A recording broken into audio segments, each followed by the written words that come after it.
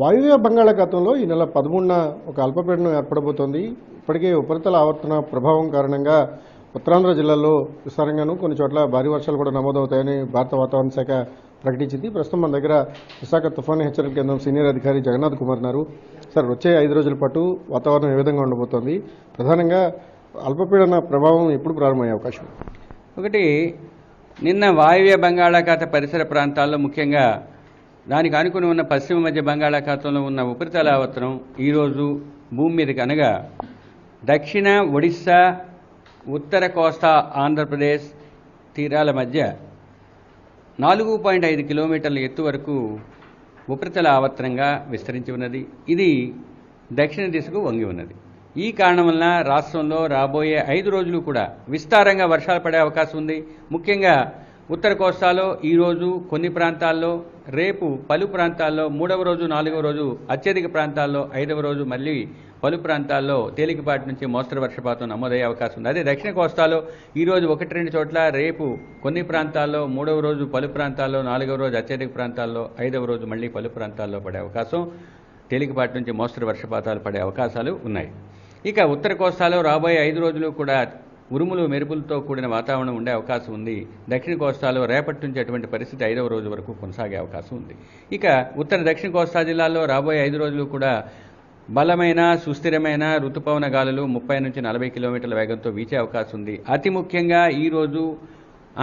ముఖ్యంగా 5 రోజులు కూడా ఉత్తర దక్షిణ కోస్తా జిల్లాల్లో 1-2 చోట్ల భారీ వర్షపాతం నమోదయ్యే అవకాశం ఉంది. ముఖ్యంగా ఈరోజు ఉత్తర కోస్తా జిల్లాలైన విజయనగరం, విశాఖపట్నం, అనకాపల్లి, అల్లూరి సీతారామరాజు, కాకినాడ, తూర్పుగోదావరి, కోనసీమతో పాటుగా యానాముల్లో 1-2 చోట్ల భారీ వర్షపాతం పడే అవకాశం ఉంది. రేపు అల్లూరి సీతారామరాజు, ఏలూరు, ఎన్టీఆర్తో పాటుగా దక్షిణ కోస్తా జిల్లాలైన గుంటూరు, పల్నాడు, బాపట్లలో కూడా 1-2 చోట్ల భారీ వర్షపాతం నమోదయ్యే అవకాశం ఉంది. ఇక కోస్తా తీరం వెంబడి తీరం ఆవల, ముఖ్యంగా దక్షిణ కోస్తా తీరం దానికి ఆనుకుని ఉన్న ఉత్తర కోస్తా జిల్లాలపై దాని తీరం వెంబడి తీరం ఆవల 40 నుంచి 50 కిలోమీటర్లు, గరిష్టంగా 60 కిలోమీటర్ల వేగంతో ఈదురుగాలు వీచే అవకాశం 3వ రోజు ఉంది. కాబట్టి ఆ రోజు మత్స్యకారులు ఆ ప్రాంతాలలో వేటకు వెళ్లవద్దని హెచ్చరికలు జారీ చేయడం జరిగింది. గడిచిన 24 గంటల్లో రాష్ట్రంలో కొన్ని ప్రాంతాల్లో తేలికపాటి నుంచి మోస్తరు వర్షపాతం నమోదైంది. ముఖ్యంగా శ్రీకాకుళం జిల్లా పాతపట్నంలో 75 మిల్లీమీటర్లు, పార్వతీపురం జిల్లాలోని పాలకొండలో 49 మిల్లీమీటర్లు, అల్లూరి సీతారామరాజు చింటూరులో 37 మిల్లీమీటర్ల వర్షపాతం నమోదైంది.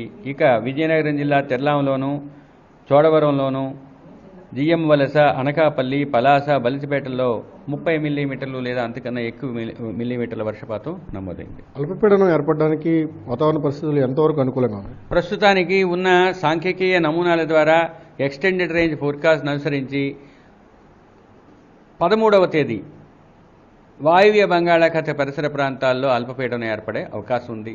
అది ఉపరితల ఆవర్తనం ఏర్పడిన తర్వాత దాని గురించి మరింత విస్తృతమైన సమాచారాన్ని ఇవ్వటానికి ప్రయత్నిస్తాం.